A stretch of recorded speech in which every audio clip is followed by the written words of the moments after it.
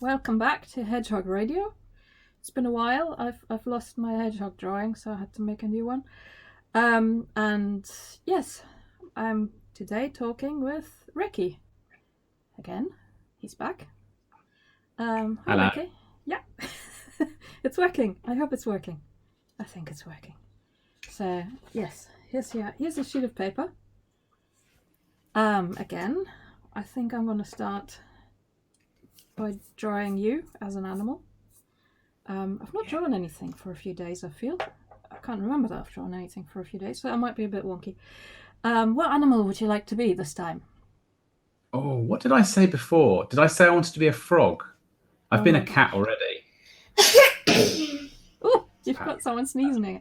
Yes, you could be a frog. One sec. Okay, a frog. Frog is good.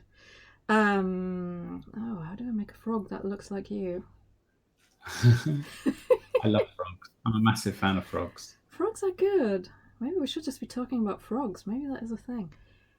Frogs are good. When I lived in South Africa when I was a kid, when I was like 7, we used to have a swimming pool in our back garden, and every morning I remember going out in the morning before school and just picking all the frogs out of the swimming pool and like putting them next to the swimming pool and watching them hop away into the bushes. What? There'd always be at least 3, and sometimes maybe like 10 or something. Oh, that's a good manageable number. I was just imagining how many. Definitely wasn't a chore. It was great. We had when I was a teenager, we had a year where lots of frogs came into the house, and actually maybe toads. I don't know if they were frogs or toads, but anyway, one big one, I must have been a toad. Like a big toad ended up under my bed, and it was just like the most haunted thing. But anyway, how did they get in the house? Because my parents are big about airing. I mean, they're German, so there's a lot of airing happening.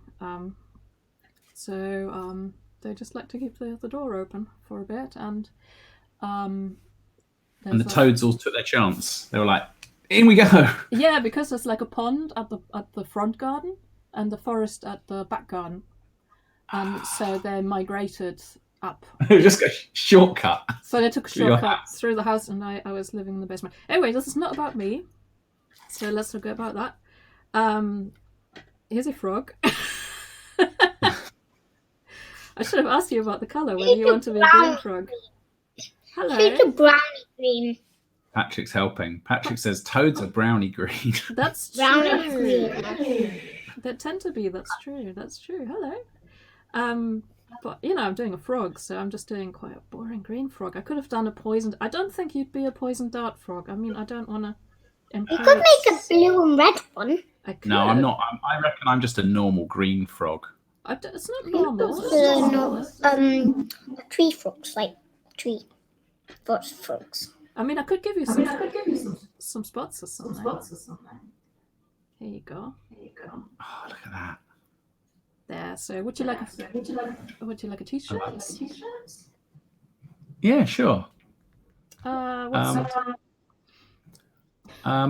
a t-shirt that contrasts nicely with the colour of my skin, my lovely green skin, I reckon. Red. Yeah. Red. Sorry. Red. This is going well. Okay, so you'll be a I was thinking blue. Too late. Too late. It's red. It's red.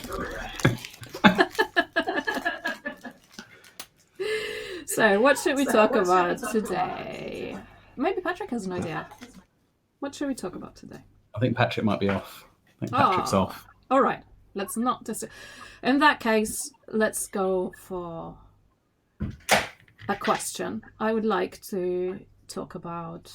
No, I would like you to talk about potatoes. What can you tell me about potatoes? I'm in a potato mood. Well, I can tell you that I like digging them up. I can't remember if we talked about when the first time we talked. We were talking about allotments. I can't remember whether we talked about potatoes up or not. This is true. Yes, but I do like. I've got lots in the shed still, and Yeah, I like eating potatoes. They're good, aren't they? And they are good. I think I'm not sure about just. I've never been sure about just boiling them and then eating them with a bit of salt and butter. I like potatoes. I like mash with like loads of butter and loads of milk. And I like roast potatoes with like lots of oil and lots of herbs and stuff. So still quite classic preferences there. Yeah, and I like what's that thing when you slice them up and you have them with a sort of creamy, cheesy sauce? Is that dauphinoise? That sounds dauphinoise They're to pretty me. good. That's good. Yes, it is. It is. This is just an excuse for me to just like make. Just draw loads of potatoes. I just get to draw. Yes, this is my ploy. You can see how you can make me draw something more interesting. That's your challenge. Start with a potato. Make me draw something more interesting. You get potatoes in quite a wide variety of colours, don't you? Like the ones I grew this year have I don't know what variety they were. They were really like pink skins, Pink. vivid pink skins, That's with true. like redder kind of spots. Yeah, that sort of thing. Yeah, that's pretty accurate. Is that like red? But yeah, you can get red potatoes, can't you? I know that you can get all sorts of like purple and blue and whatever, like in their kind of native habitat. But you might have to be up a mountain for that to work. They don't seem to export well. You know, all these nubbly ones. One of the potatoes I brought home had some red ants living inside it. We have lots of red ants at the allotment, and just one of these potatoes, I picked it out as I was putting them into this sort of Hessian sack thing.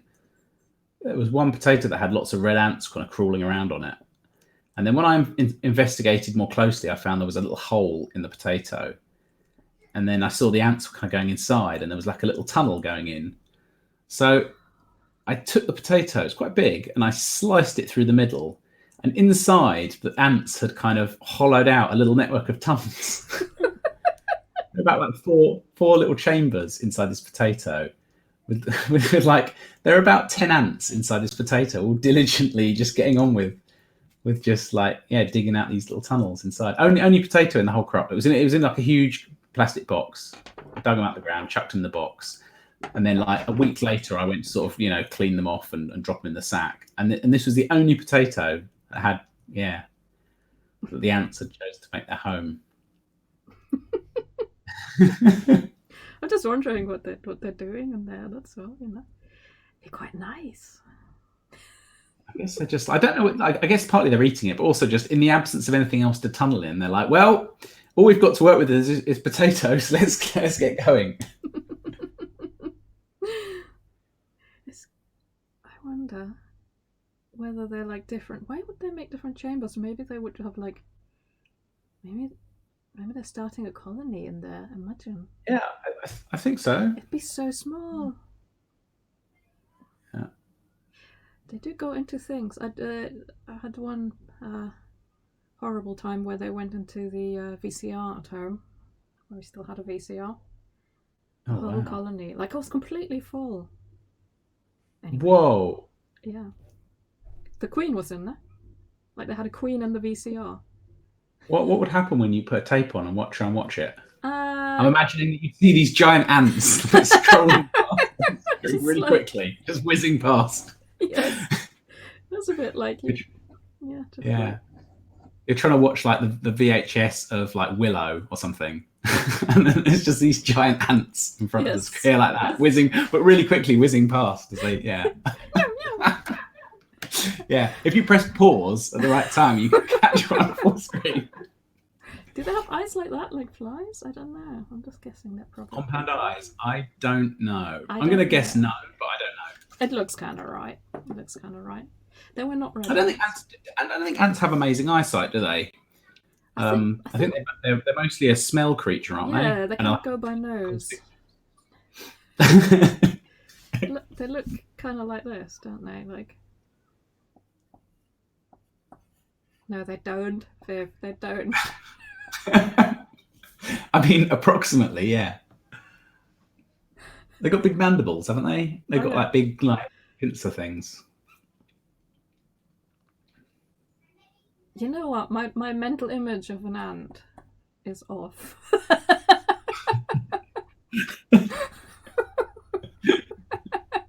But I think ants are a very good subject. What else do we know about ants? We both saw that video recently, didn't we, of those ants raiding a wasp's nest, Oh yeah, which was hanging on the underside of some kind of concrete thing, like on an underpass where cars were going. where they were like making like a bridge. Yeah, they can make architecture with themselves, can't they? Yeah, they'd formed this incredible chain that hung down. The whole loop must have been it was over a meter of ants, just in the big like kind of Christmas chain. And then a lot of the ants were static. They were just holding onto each other, and then going back and forth with all the little ants carrying the larvae of the wasps out of the wasp's nest. It must be weird when you're like one of the guys. Like, imagine you're just kind of doing that and you're walking along, and then at some point there must be the bit where you just realise you're a bridge, and you're like, ah. Yeah. I wonder if they swap. I wonder if there's any another one of them holding on, and then one of the ones that's currently holding is like, come on, I can go for it now. Yeah, you'd think that they get bored, but and also how the whole thing ends. Like once the say the wasp nest is empty and there's nothing more to be taken, presumably all those wasps forming the ants forming the chain have to go back home again. Mm. So how does that happen? Yeah, at what point do they realise that they can just like call it a day? So like and then when they do decide they're going to call it a day, presumably you'd want like the ones. How would it work? I guess you'd want to break it in the middle and have the ones at the bottom of each line crawl back up and gradually go back up that way. I guess that they've got like one kind of here's the megaphone ant just kind of going, "Hey, sir, everybody." Yeah. Oh, I'm giving you some nostrils. That helps. Yes. Here's you wondering about nature. Yeah, ants are weird. I wonder. Maybe that's just it. Maybe when you're a bridge, you just stay. I mean, maybe they never leave. No, that can't be right. Sad. I don't like the thought of them just being stuck there. No, I feel like they would. They could maybe they all just kind of disperse and drop to the ground. Oh, they go at the same time. Wouldn't that be cool? Because ants can fall a long way without hurting themselves. Yeah, probably. But they'd be in a weird place then. They'd be like, what? Where? Yeah.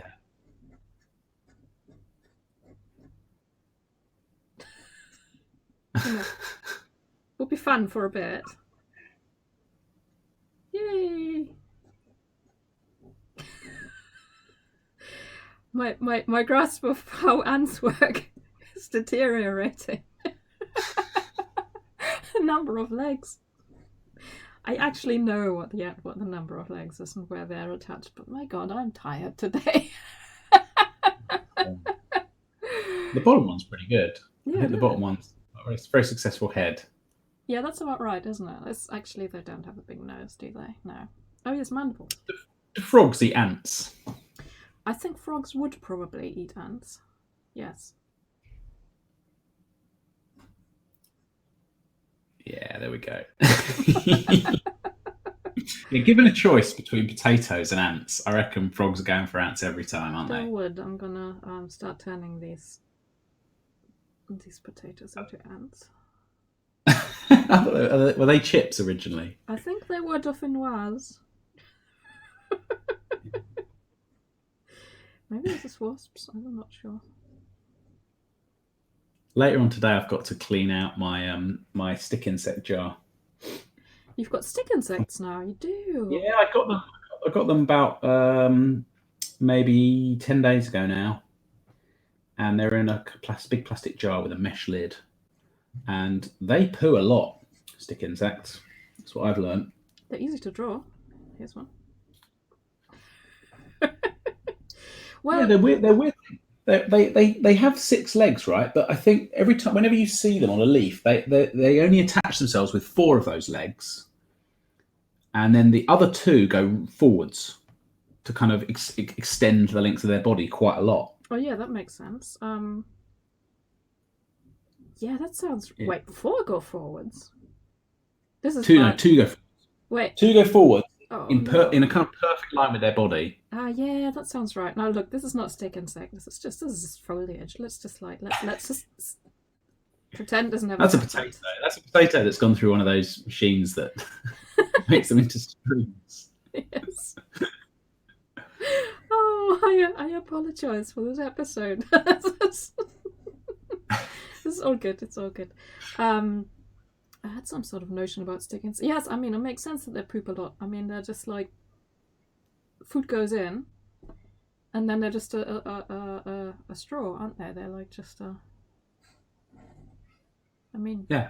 You know. And they've grown a lot since I've had them. Even in 10 days, I would say, comes out. One of them's doubled in size. Yeah, one of them's doubled in size and has shed its skin already. There's a little. Yeah, they kind of hang themselves upside down and shed their skin about 5 times during their life, apparently. So do you end up with like a stick, like a hollow stick, like a straw? No. Actually, you end up with a thing that looks a little bit like a dead stick insect. Like you can see all its legs and stuff. But you couldn't like drink milk through it. No. It's all kind of, I don't know how do you describe it. It's all kind of shriveled.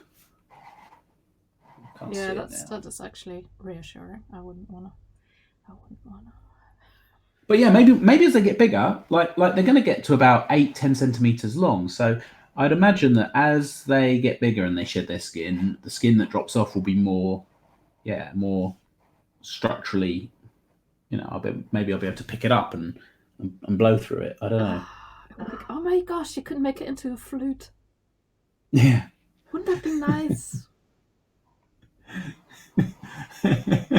Is this the frog playing a flute made of a stick insect? Yeah, it great. Be, yes. Surely. And to change the different notes, you manipulate the legs, right? Yeah. Absolutely. That's it. This is why we're doing this talk. This is the image that has been the only genuinely valuable idea. This is not very valuable. Look at it. This is proper natural history. Well, I don't know if it's history, but it's not. It's natural. Is it natural? It is natural. It feels natural. I reckon frogs definitely eat stick insects. Oh. They probably do. There must be. I bet if you Google, you'd probably get like pictures of that happening in distressing ways. Just with like, I don't know, just limbs sticking out at all angles. Do frogs really catch insects with their big sticky tongues? Yes, they do. Is that a real thing that happens? Yes. They've got like this whole tongue kind of, isn't it kind of weirdly curled up in their head? Just like really, this whole thing. In my head, this is a real thing, but I've only really seen it in cartoons. I don't know if I can really trust my belief that real frogs have this big, long, sticky tongue. It does. They do. That catches things. And it's got like a blobby end, a little bit, I think, like this. See? Yeah. And things just horribly stick to it like that. But it's just, I think that there's something interesting in how the tongue is stored in the head, so to speak, which I can't quite visualize, but I think there is something interesting there. That's like, I don't know, maybe like something like maybe the brain is like just this much, and this is like literally all tongue. Something. I think something like that is going on. Anyway, there you go. Frogs and insects. Good job. I love the picture. I love the picture of the frog playing the stick insect. This is good, isn't it? And the ant's like, what's he doing? It's true. Those guys, those potato ant wasp things are going, what's going on over there? Quick. Oh, God.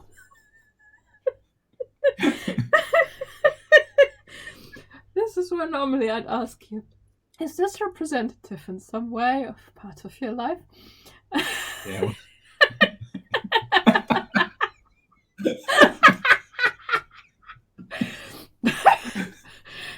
Oh, well, there we go.